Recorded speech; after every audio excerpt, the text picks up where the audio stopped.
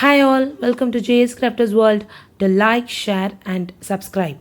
This video is drawing with oil pastels. The materials required will be paper or canvas sheet, pastel colors, pencils. You need a masking tape and tissue.